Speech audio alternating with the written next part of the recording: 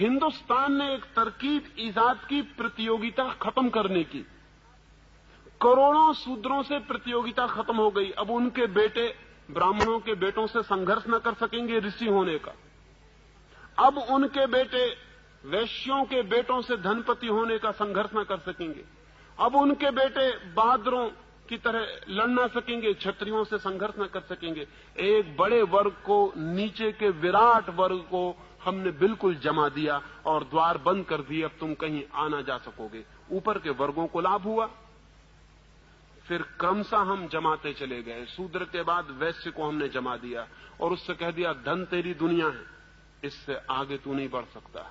यश और ज्ञान तेरी दुनिया नहीं। क्षत्रिय को कह दिया कि यश तेरी दुनिया है लेकिन ज्ञान तेरी दुनिया नहीं। और सबके ऊपर वो जो ज्ञानवान है, वो जो पंडित है, वो जो ब्राह्मण है, वो बैठ गया। ये वर्ग जमा दिए, इससे प्रतियोगिता खत्म हो गई और समाज जड़ हो गया। हिंदुस्तान को वर्ण से जितनी मृत्यु मिली, जितनी जड़ता मिली, उतनी किसी और चीज से नहीं मिली। इसका फिर परिणाम अनंत रूपों से घातक हुआ। हिंदुस्तान पर हमला हुआ।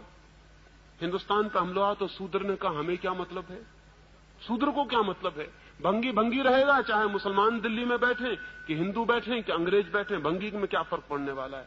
भंगी भंगी रहेगा। भंगी ने कहा हमारा भाग्य तो तय है, तो कोई भी राजा हो हमें क्या हानि है, हम तो अपने चलते चले जाएंगे, जो हम करते हैं करते चले जाएंगे। हिंदुस्तान की विराट जनता वर्णों के कारण हिंदुस्तान के जीवन में अरुचि से भर गई, विरागपूर्ण हो गई। हिंदुस्तान कभी गुलाम ना होता अगर हिंदुस्तान में शूद्र ना होते। हिंदुस्तान कभी गुलाम ना होता अगर हिंदुस्तान में वर्ण ना होते। हिंदुस्तान की वर्ण व्यवस्था ने हिंदुस्तान में ऐसे तबके बांट दिए कि एक आदमी को कोई जरूरत न रही चिंतित होने की। सिर्फ थोड़े से लोगों को चिंतित थी, क्षत्रियों को, कि हम अपने राज्य को बचाएं। बाकी पूरे देश को कोई प्रयोजन न था। गरीब को क्या प्रयोजन है अमीरों के झगड़े से? कोई प्रयोजन नहीं है। वही तो अभी भी हो गया, फिर से वही हो गया। अंग्रेज हिंदुस्तान से गए, गरीबों ने सोचा था हमें कुछ मिल जाएगा, फिर उनको पता चला कुछ नहीं मिलता।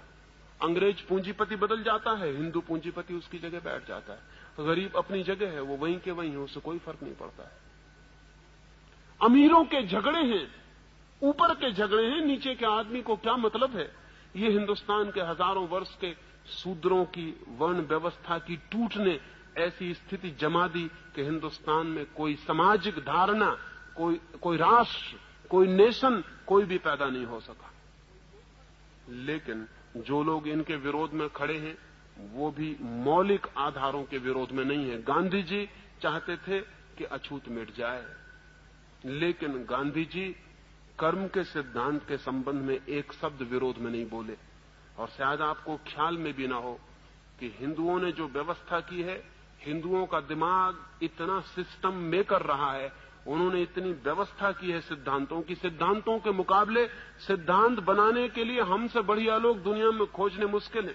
हम ऐसे गजब के सिद्धांत बनाते हैं, हम इतने कुशल हैं सिद्धांत बनाने में कि जिसका कोई हिसाब नहीं। सूत्र हमने ऐसे ही खड़ा नहीं कर दिया, हमने पूरी मनोवैज्ञानिक दार्शनिक पृष्ठभूमि बनाई। हमारा कहना यह है कि जो आदमी जैसे कर्म करता है वैसा उसे जन्म मिलता है। शूद्र वे हैं जिन्होंने पाप किए, वो शूद्र वर्ग में पैदा होते हैं। ब्राह्मण वे हैं जिन्होंने पुण्य किए हैं, वो ब्राह्मण वर्ग में पैदा होते हैं। पिछले जन्मों में जिन्होंने जैसे कर्म किए हैं उनके 4 विभाजन, और उन 4 विभाजनों में लोग पैदा होते हैं। इसलिए शूद्र भी बेचारा राजी हो गया, उसने कोई बगावत नहीं की। उसने कहा कि ठीक है, हमने पिछले जन्म में बुरे कर्म किए होंगे इसलिए हम शूद्र हो गए हैं, अब अच्छे कर्म करेंगे तो अगले जन्म में ब्राह्मण हो जाएंगे। अगले जन्म की आशा में वो आज शूद्र होने को राजी हो गया। हिंदुस्तान का शूद्र राजी है, अगले जन्म की प्रतीक्षा कर रहा है। और हिंदुस्तान का दिमाग बेईमान है, जिसको भी राजी करवाना हो उसे अगले जन्म का प्रलोभन दे दो, वो राजी हो जाता है। जब तक ये कर्म की विचार सरणी न टूटे और जब तक हम इसकी पुनर्व्याख्या न करें, तब तक शूद्र को मुक्त होना बहुत मुश्किल मामला है। और बड़ा मजा तो यह है कि जिससे उसे मुक्त होना है वो उसी से बंधने की पूरी कोशिश कर रहा है। विनोबा जी या गांधी जी उसको उन्हीं मंदिरों में ले जाने के लिए प्रवेश दिलवा रहे हैं जिन मंदिरों से उसे मुक्त होना चाहिए। ये बड़े मजे की बात है। जिन हिंदू पुरोहितों से मुक्त होना है, गांधी जी और विनोबा जी कह रहे हैं कि उन मंदिरों में शूद्र का प्रवेश होना चाहिए। ये बड़ी क्रांति की बात है कि मंदिर में शूद्र का प्रवेश हो। किसके मंदिर में? उसी मंदिर में जिसने उसे शूद्र बनाया, उन्हीं पुरोहितों के मंदिर में जिनने उसको हजारों वर्षों तक पीड़ित किया और शोषित किया। मैं तो कहूंगा एक शूद्र को किसी मंदिर में नहीं जाना चाहिए। अगर सारे ब्राह्मण पैर पड़े तो भी नहीं जाना चाहिए, क्योंकि उस मंदिर में क्यों जाना जिस मंदिर ने तुम्हें तोड़ा और नष्ट किया और बर्बाद किया और शोषण किया। लेकिन गांधी जी और उनके सब साथी कहते हैं कि मंदिर का द्वार खोलो, हम शूद्र को मंदिर में ले जाएंगे। बड़ी क्रांति हो रही शूद्र को मंदिर में ले जाने की। ये ब्राह्मण का ढीला पंजा जो हो रहा है उसको फिर कसे जाने की तरकीब है। फिर ब्राह्मण के हाथ में पहुंच जाएगा ये शूद्र उसके मंदिर में जाते ही। आज वर्ण टूटने के करीब आ गए हैं, व्यवस्था टूटने के करीब आ गई। उसको फिर से नई शक्ल देके फिर उसको उसी व्यवस्था के भीतर रखने की कोशिश चल रही है। डर है कि कहीं शूद्र हिंदुओं के बाहर न चला जाए। लेकिन शूद्र को हिंदू के भीतर रहने की जरूरत क्या है? सच तो यह है किसी को भी हिंदू होने की जरूरत क्या है, किसी को मुसलमान होने की जरूरत क्या है? आदमी होना पर्याप्त है। और जिसको आदमी होना पर्याप्त नहीं मालूम होता वो हिंदू या मुसलमान होने से कुछ और विकसित नहीं हो जाएगा। आदमी होना काफी है।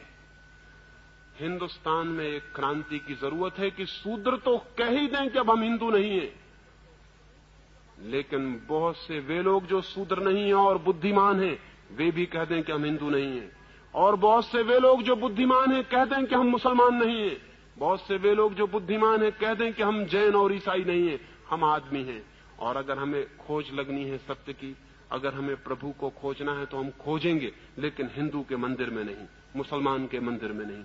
इतनी बड़ी दुनिया उसका मंदिर है, हम यहीं खोजेंगे। हम क्यों किसी मंदिर की बंद दीवारों के भीतर जाएं? इतना विराट मंदिर है उसका, हम इसका दर्शन यहीं करेंगे। लेकिन इसकी हिम्मत शूद्र भी नहीं जुटा पाते। वो भी कहते हैं हम हरिजनों को अधिकार दो, हम हरिजनों को जगह दो, मंदिर का द्वार खोलो, हम भीतर प्रवेश करेंगे। तुम किससे अधिकार मांगते हो? और ध्यान रहे, अधिकार मांगने वाले कभी भी स्वतंत्र नहीं हो सकते।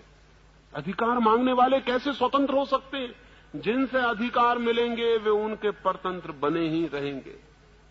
और जिन्होंने हजारों वर्षों तक दिमागी सांचे बना के आदमी को कसा है, वो इतने होशियार हैं कि वो नए सांचे बना लेंगे और फिर कस लेंगे। नहीं, सब जाल तोड़ के बाहर आने की जरूरत है। किसी हिंदू मंदिर में किसी शूद्र को जाने की जरूरत नहीं, और किसी शूद्र को अपने को हरिजन कहने की जरूरत नहीं। आदमी कहना काफी। तो मुझसे मत पूछें कि मैं हरिजन के घर में क्यों नहीं ठहरता। मैं घर में ठहरता हूं, हरिजन और गैर हरिजन से मुझे कोई मतलब नहीं। आप आ जाएं, मुझसे कहें कि चलें मेरे घर, वहां मैं ठहर जाऊंगा। लेकिन अगर जरा भी आपको भ्रम हो और आप प्रचार करें कि हरिजन के घर में ठहरा हूं, तो ऐसे पागलपन में मैं नहीं जाने को राजी होऊंगा। ये पागल घर है, आदमी का घर होता है। मैं मेहमान बन सकता हूं आदमी का, हरिजन वगैरह से मुझे कोई मतलब नहीं है। हजार कारण हो सकते हैं, लेकिन एक ही कारण काफी है।